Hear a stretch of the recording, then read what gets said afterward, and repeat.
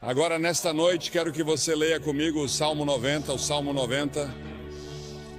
Quero falar hoje sobre a brevidade da vida. E serei breve, como fiz ontem à noite. O 10º versículo do 900 Salmo. Os dias de nossos anos são 3 anos e 10. Isso é 70. E se pela sua força são 80, isto é, 80, contudo a sua força é trabalho e tristeza, porque logo se corta e nós voamos. Quem conhece o poder da sua ira? Conforme o teu temor, assim é a tua ira. Portanto, ensine-nos a contar os nossos dias, para que possamos aplicar nosso coração à sabedoria. Você conta seus dias? Você percebe como cada dia é importante? Pense nisso. Deus disse que se você viver até os 70 anos, poderá viver até os 80. E as Escrituras dizem que se você viver até os 80 anos, é provável que tenha muito trabalho, tristeza, problemas e dificuldades. Ouvi falar de um passageiro de trem que estava distribuindo charutos, porque o trem de onde moro chegou no horário pela primeira vez em muito tempo. Isso foi há vários anos. O condutor disse que não poderia aceitar um charuto. Por quê? Ele disse, porque este é o trem de ontem.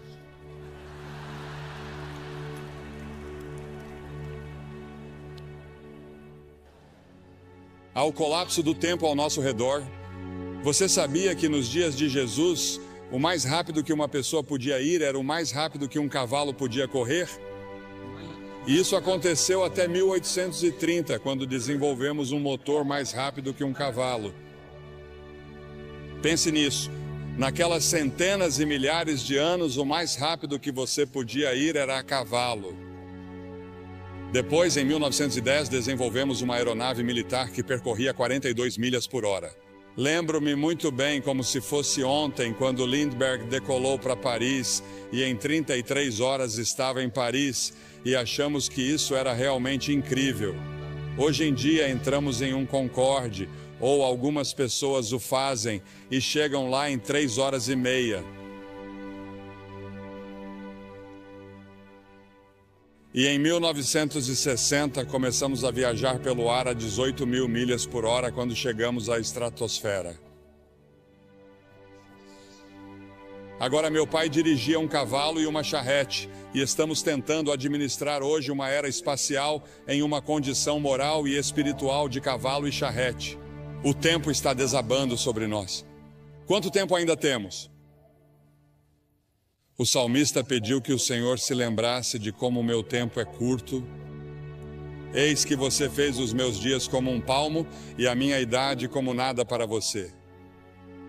1000 anos aos teus olhos são como o dia de ontem, quando já passou, e como um relógio. Um relógio dura 4 horas à noite. Um dia é o que o Senhor é 1000 anos e 1000 anos é um dia. Aquele que está assentado sobre o círculo da terra e os seus habitantes olham para Deus como gafanhotos. A grama murcha e a flor murcha, diz a Escritura. Os meus dias são como a sombra que declina, e eu me vou secando como a erva, mas tu, ó Senhor, permanecerás para sempre na tua memória, de geração em geração. Pense nisso, Deus permanecerá para sempre, mas nesta terra somos como uma sombra. Estamos todos em declínio e morrendo. Desde o momento em que nasceu, você começou a morrer porque todos nós estamos caminhando para a morte. Cada um de nós está sujeito à sentença de morte. Não haverá ninguém vivo nesta plateia, eu diria que daqui a 90 anos. Ninguém, todos partiremos. E o que você vai fazer com esses anos? Cada ser humano tem exatamente o mesmo número de horas e minutos todos os dias. Você sabe quantos minutos há em um dia? Você sabe quantas horas há em uma semana? Agora, se você viver até os 70 anos, seus primeiros 15 serão na infância ou na adolescência. Você passa 20 anos na cama.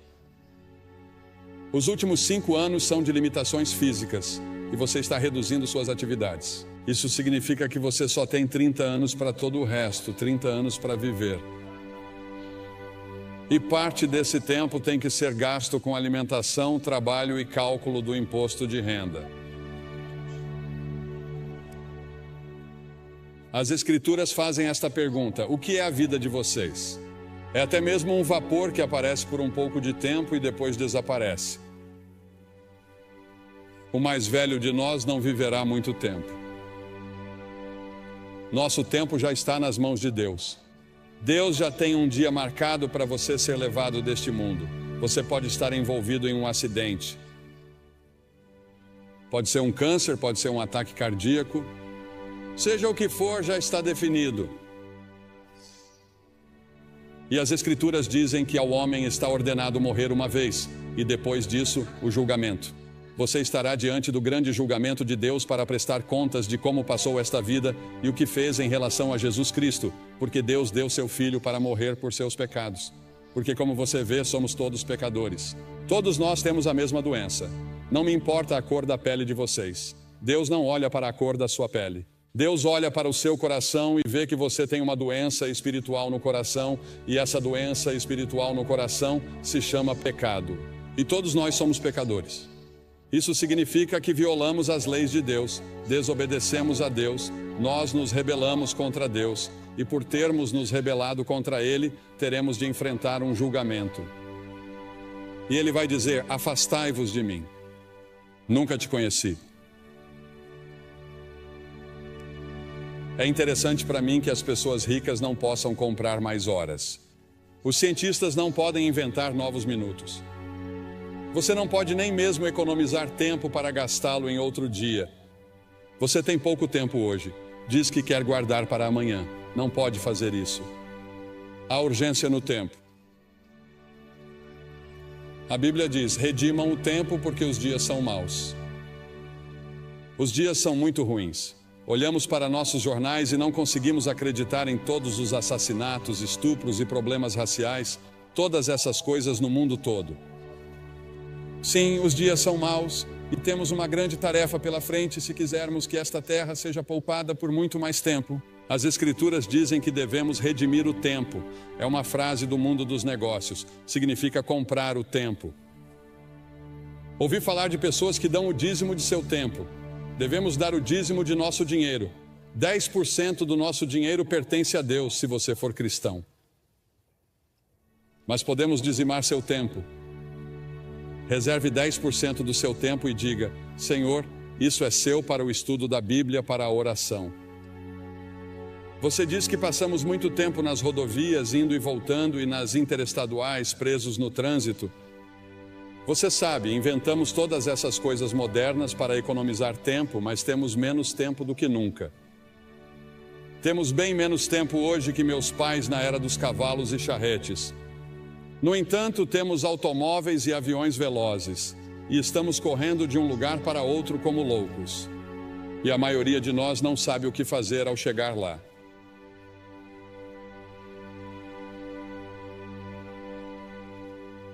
Você tem muito tempo, mas para quê? Você tem tempo para servir a Cristo. Você tem tempo para viver conforme sua vontade. Você tem tempo para obedecer a Ele. Você já fez como o salmista disse em 31:15 e se colocou à disposição de Deus quando ele disse: meus tempos estão em suas mãos. Há um filme em exibição nessa área chamado The Commitments. Você já entregou toda a sua vida a Cristo? Isso já aconteceu com você? Ah, você diz sim, eu fui batizado, eu fui confirmado. Vou à igreja de vez em quando. De vez em quando penso em Deus. Mas você realmente se comprometeu com isso? Você está totalmente comprometida com Ele? E você tem certeza de que, se morresse neste momento, iria para o céu? Você tem certeza de que seus pecados estão perdoados? É por isso que Cristo veio e morreu na cruz e derramou seu sangue e Deus o ressuscitou dos mortos. Além disso, há a tirania do tempo. Ele nos controla e ficamos frustrados. Correr de uma coisa para outra porque achamos que não temos tempo suficiente para fazer tudo o que precisa ser feito. Jesus disse: enquanto é dia, importa que eu faça as obras daquele que me enviou. Chega a noite em que ninguém pode trabalhar. A noite virá até você e você não terá a oportunidade de servir a Deus. Sirva-o enquanto você pode. Sirva-o agora. Priorize-o em sua vida. No entanto, no final de sua vida, ele disse: eu terminei o trabalho que você me deu para fazer. Deus tem um plano para a sua vida e você pode concluí-lo com a ajuda de Deus, e Ele lhe dará uma alegria e uma paz que você nunca sonhou que existissem se você colocar sua confiança nele. Ah, sim, quando Jesus deixou a terra, havia pessoas que precisavam ser curadas e vidas que precisavam ser tocadas, mas Jesus disse que havia terminado a obra que lhe havia sido designada. Pelo Pai, Deus designou um trabalho que somente você pode realizar. Você é único. Ninguém pode tomar o lugar de vocês. E Deus precisa de você em seu reino. O tempo pode ser nosso aliado ou nosso algoz. Mesmo assim, o tempo é incrivelmente justo e perdoador. Não importa quanto tempo você tenha desperdiçado no passado, você ainda pode ter o amanhã. Adlai Stevenson disse certa vez que o que conta não são os dias de sua vida, mas a vida em seus dias. Precisa comprá-lo. Qual é o preço que você tem que pagar? O preço é que você não tem tempo para certas coisas. Não devemos ficar à deriva, fazendo todos os prazeres, bebendo e fazendo todas as outras coisas erradas. Deus quer que amemos os outros. A principal coisa que Ele quer que façamos é amar o próximo e amar as pessoas de outras raças. A única coisa que distingue um crente dos outros é o amor que domina a sua vida. Sua vida deve ser cuidadosamente planejada. Depois há o término do tempo. Irmãos, o apóstolo Paulo disse em 1 Coríntios que o tempo é curto. No Apocalipse ele nos diz que o tempo não existirá mais. Jesus e seus discípulos passaram os 94 versículos de Mateus 24 até o final do capítulo 25 falando sobre o fim dos tempos. Ao nos aproximarmos do fim dos tempos, lemos em Apocalipse 12 que o diabo estará freneticamente ativo, porque sabe que seus dias estão contados. Sim, existe um demônio. Existe um Satanás. Ele é uma pessoa real e eles são demônios reais e vão lutar por sua alma esta noite, porque Satanás não quer desistir de você. Ele lutará para manter você no reino dele, pois existem dois reinos. Há o reino do diabo e há o reino de Deus, e você tem o direito de escolher em qual deles quer estar. É claro que não sabemos quando será o momento da vinda de Jesus. Em Marcos 13 é-nos dito que o céu e a terra passarão, mas daquele dia e hora ninguém sabe. Portanto, cuidado, vigie e ore, pois você não sabe qual é o seu tempo. Não sabemos quando Deus virá nos buscar. Em Romanos 13, o apóstolo diz que, conhecendo o tempo, já é hora de despertarmos do sono, pois a nossa salvação está mais próxima agora do que quando cremos. A noite já passou, o dia está próximo, portanto lancemos fora as obras das trevas e vistamos a armadura da luz. A Bíblia usa várias vezes a frase "o tempo está próximo".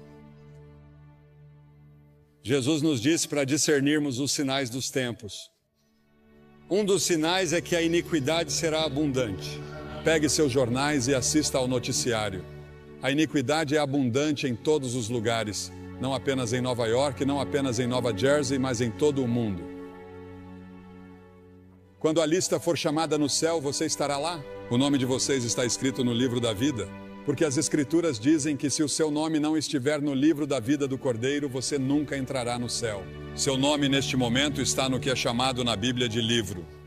E sob seu nome estão todos os pecados que você já cometeu, todas as coisas erradas que você já pensou, todas as suas intenções erradas. Está tudo lá registrado e você será confrontado no julgamento.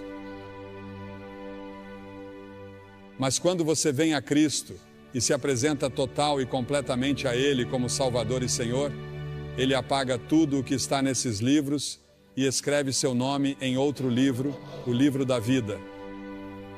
No livro do Cordeiro, O nome de vocês está escrito lá? Se meu nome não estivesse escrito ali e eu não soubesse, eu não sairia deste prédio esta noite até ter certeza. Porque talvez nunca mais haja outro momento como este na vida de vocês. Esta é a hora de você estar com Deus. E então a brevidade do tempo exige ação imediata. O fato de que o tempo é curto exige que façamos algo a respeito agora, porque as Escrituras dizem em 2 Coríntios 6:2 que agora é o tempo aceito, não amanhã, hoje. O que você deve fazer, faça-o agora. O dinheiro que você deve doar, doe-o agora. Testemunhe agora às pessoas que deve. Toda vez que o relógio marca o tempo, ele parece dizer agora. Hoje, se vocês quiserem ouvir sua voz, não endureçam o coração. Você pode endurecer seu coração. Se você ouvir uma mensagem como essa, isso pode ser muito perigoso, porque você endurecerá seu coração. E na próxima vez que você ouvir o Evangelho, seu coração ficará cada vez mais duro. Venha a Cristo agora. Se houver um sussurro em seu coração de que você precisa vir, você vem. Depois há o aviso do tempo. Um dia será tarde demais para sua alma. O tempo é muito curto para indecisões e vacilações. Você não deve ficar entre duas opiniões. Os tolos dizem que há tempo de sobra. O diabo diz que você tem tempo de sobra. Todas as manhãs você tem 86.400 segundos para gastar e investir. A cada dia, o nome do banco abre uma nova conta com você. Talvez não haja amanhã. Venha agora. As Escrituras dizem, visto que todas essas coisas hão de acontecer, que tipo de pessoas vocês devem ser? Li um artigo há alguns anos falando sobre algumas pessoas que estavam se divertindo muito na véspera de Ano Novo, e o autor do artigo disse que elas bebiam como se não houvesse amanhã. Provavelmente todos vocês já ouviram a música, em outro momento e em outro lugar, e é isso que o diabo sussurrará em seu ouvido esta noite. Quando eu lhe disser que você precisa vir e assumir seu compromisso com Cristo, com essas centenas e milhares que já vieram nesta cruzada, o diabo dirá, espere, outra hora, outro lugar. Este não é o momento. Este é o momento. O simples fato de você estar aqui indica que é a hora. Por alguma estranha coincidência ou providência, Deus trouxe você aqui esta noite. E antes de vir você achava que estava bem com Deus, mas agora não tem certeza. E você quer ter certeza, você quer ter certeza. Sim, o demônio sempre diz, sim, faça isso. Mas em alguns momentos e em alguns lugares, Deus diz aqui e agora. Em Lucas 19, você vê Jesus chorando pelo povo de Jerusalém. Há um poema que ouvi pela primeira vez anos atrás que diz: há um tempo que não sabemos quando, um lugar que não sabemos onde, que sela o destino do homem para a glória ou para o desespero. Alguém me escreveu uma carta aqui esta semana. Diz: caro Sr. Graham, em 1957, sua cruzada foi ao antigo Madison Square Garden, na cidade de Nova York. Eu tinha 6 anos. Ainda me lembro da viagem de ônibus, das arquibancadas de madeira dura e dos meus sapatos pretos de couro envernizado. Lembro de tudo. Lembro-me de tudo como se fosse ontem. Quando você fez o convite para que eu entregasse minha vida a Cristo, eu estava pronto e me animei a ir. Mas infelizmente naquela época e naquela geração, minha mãe me respondeu e disse: quieto, sente-se. Não fazemos isso. Alguém pode ver você. Fiquei em minha cadeira. Aqui estamos 35 anos depois e tenho o privilégio de ser um conselheiro voluntário no andar de baixo. E é minha oração que nenhuma pessoa permaneça em seu assento, mas que venha à frente para receber Cristo. Enquanto há tempo, agradeço a você por trazer sua cruzada de volta a esta área. Minhas lembranças de menina de 6 anos estão transbordando de entusiasmo. Estarei orando por você esta semana. Deus abençoe você. Há um homem dessa região sobre o qual Cliff Barrows me falou ao telefone hoje. Sua família estava insistindo para que ele ficasse aqui porque ele não acreditava. E ele fazia questão de dizer às pessoas que não acreditavam em Cristo. Ele não era um crente. Mas ele não ficaria aqui e não viria. E ele não queria aceitar as reivindicações de Cristo. Em vez disso, ele foi para as Ilhas Bahamas e de manhã cedo morreu de ataque cardíaco.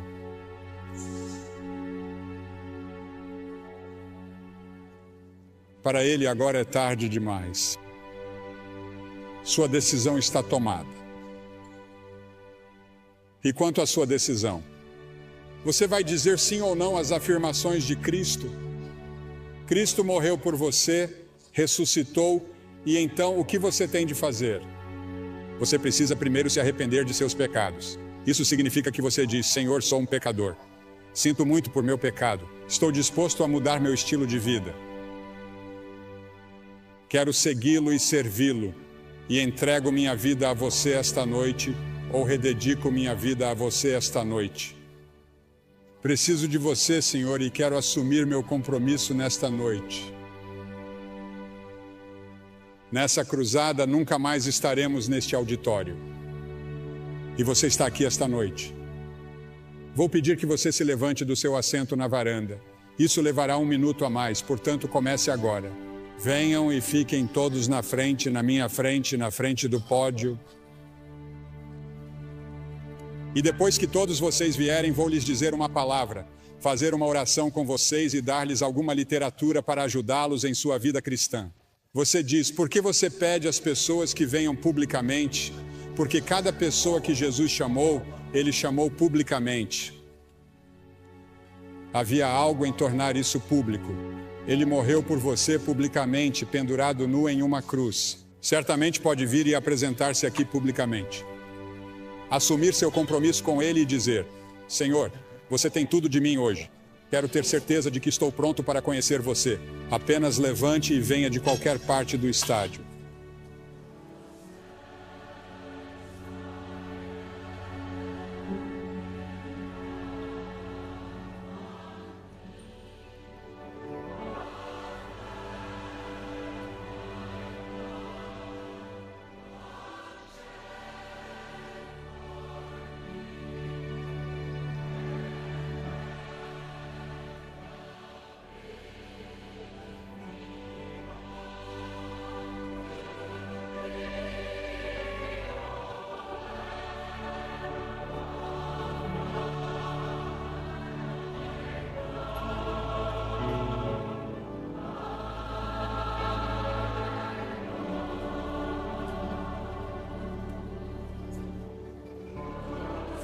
Enquanto muitos outros ainda estão chegando, quero dizer uma palavra a vocês que talvez estejam assistindo pela televisão, porque esses cultos estão sendo gravados em fita para serem exibidos no final deste ano ou no início do ano que vem.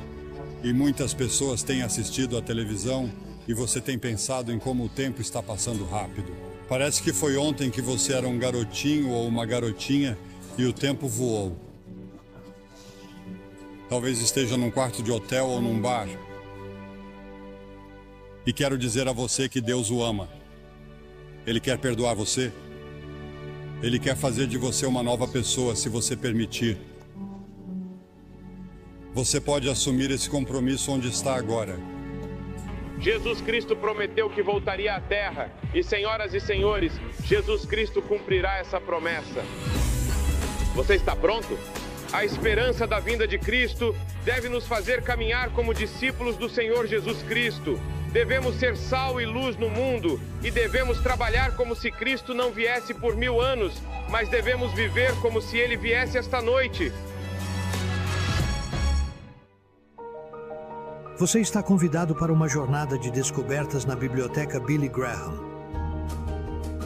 Refaça a trajetória de Billy Graham, de humilde fazendeiro a embaixador internacional do amor de Deus por meio de multimídia, fotos e memorabilia. Mas o fruto do Espírito é o amor. Visite a casa restaurada da família Graham, passeie pela livraria Ruth's Attic e faça uma refeição no Graham Brothers Dairy Bar. Aproveite as exposições especiais, os eventos e as atividades sazonais para toda a família. A entrada é gratuita, portanto, venha fazer essa jornada de descobertas na Biblioteca Billy Graham.